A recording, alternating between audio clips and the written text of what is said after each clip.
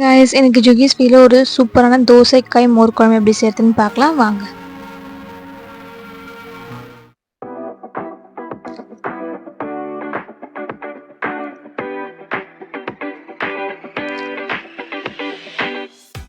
மோர் குழம்பு செய்யறதுக்கு ஒரு மசாலா ஃபர்ஸ்ட் நம்ம ரெடி பண்ணணும். அதுக்கு ஒரு கப்பில் வந்து 1 ஸ்பூன் பச்சை அரிசி ஆட் பண்ணிக்கலாம், 1 ஸ்பூன் துவரம்பருப்பு, 1/2 ஸ்பூன் வந்து ஜீரகம். இதை வந்து தண்ணி ஊற்றி ஃபஸ்ட் நல்லா கழுவி எடுத்துக்கலாம். அதுக்கு தூசி எல்லாமே ரிமூவ் ஆகிடும். அதுக்கப்புறம் வந்து மறுபடியும் தண்ணி ஊற்றி ஒரு 15 நிமிஷம் வந்து ஊற வச்சு எடுத்துக்கலாம்.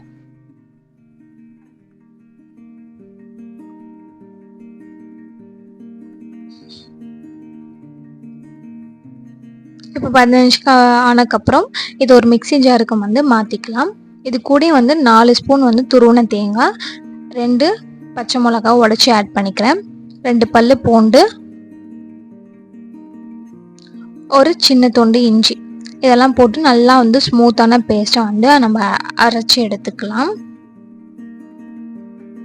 இப்போ பார்த்தீங்கன்னா அரைச்சி நம்ம எடுத்துட்டோம், நல்லா ஸ்மூத்தான பேஸ்ட்டாக ஆகிடுச்சு. ஸோ நம்மளுக்கு தேவையான மசாலா ரெடி ஆகிடுச்சு. இப்போ நான் வந்து மோர் குழம்பு செய்யறதுக்கு ஒரு கடாயில் வந்து 2 ஸ்பூன் ஆயில் விட்டுக்கிறேன். ஆயில் நல்லா காஞ்சக்கப்புறம் கடுகு ஆட் பண்ணிக்கலாம். அது கூட வந்து 1 ஸ்பூன் வந்து உளுத்தம்பருப்பும் ஆட் பண்ணிக்கலாம். உளுத்தம்பருப்பு லைட்டாக கலர் மாறினோடனே 2 பச்சை மிளகாவை கீரி ஆட் பண்ணிக்கிறேன், ஒரு கொத்து கருவேப்பிலை ஆட் பண்ணிக்கிறேன்.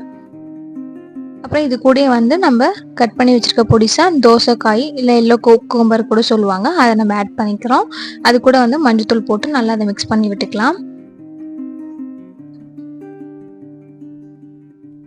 இப்போ இதுக்கு கொஞ்சமாக வந்து பெருங்காயத்தூள் ஆட் பண்ணிவிட்டு 1 கப் தண்ணி ஊற்றி இதை வேக வச்சு எடுத்துக்கலாம். இது வந்து 5லேருந்து 7 நிமிஷம் வேக வச்சா போதும் மீடியம் ஃப்ளேமில். இது வந்து குக்கும்பர் மாதிரி, எல்லோ குக்கும்பர்னால் நம்ம குக்கும்பர் மாதிரியே தான் இருக்கும், டக்குன்னு வெந்துடும். இதுக்கு தேவையான உப்பு நம்ம ஆட் பண்ணிக்கலாம். இதை மூடி போட்டு ஒரு 7 நிமிஷம் நம்ம வேக வச்சு ஃபஸ்ட்டு எடுத்துக்கலாம்.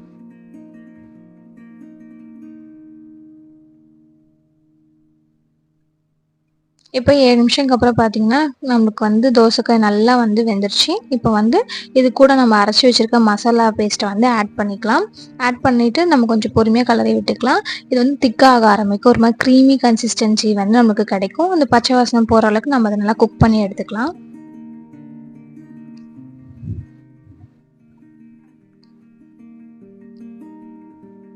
இப்போ நல்லாவே திக்காகிடுச்சு. இப்போ வந்து நல்லா நம்ம வந்து ஒரு திக்கான கேர்டை வந்து நல்லா அடித்து வச்சுருக்கேன், அதை வந்து ஆட் பண்ணிக்கலாம். அதே கிண்ணத்தில் கொஞ்சமாக தண்ணி ஊற்றி அதையும் நம்ம இது கூட ஆட் பண்ணிக்கலாம். இப்போ பொறுமையாக வந்து அந்த மசாலா கூட நல்லா மிக்ஸ் ஆகிறப்போ கலரி விட்டுட்டு ஃப்ளேமை ஆஃப் பண்ணிவிடுங்க. ஏன்னா தயிர் வந்து கொதிக்க வேண்டாம். இது வந்து இந்த மோர் குழம்பு பார்த்திங்கன்னா பொட்டேட்டோ ஃப்ரைக்கு, அதுக்கப்புறம் வந்து மோர் மிளகா கூடலாம் நீங்கள் வச்சு சாப்பிட்டிங்கன்னா சூப்பராக இருக்கும். கண்டிப்பாக ட்ரை பண்ணி பார்த்துட்டு எப்படி இருந்தது கமெண்ட் செக்ஷன் ஷேர் பண்ணுங்கள். இதில் வந்து நம்ம கார்னிஷ்க்கு வந்து கொத்தமல்லி ஆட் பண்ணிக்கிறோம். கண்டிப்பாக மறக்காமல் என் சேனல் சப்ஸ்கிரைப் பண்ணிக்கோங்க, பெல் ஐக்கனை கிளிக் பண்ணிக்கோங்க. ஸோ நான் போகிற எல்லா நியூ டிஷ்ஷுமே உங்களுக்கு நோட்டிஃபிகேஷன் வரும். கண்டிப்பாக ட்ரை பண்ணி பாருங்கள். பாய்.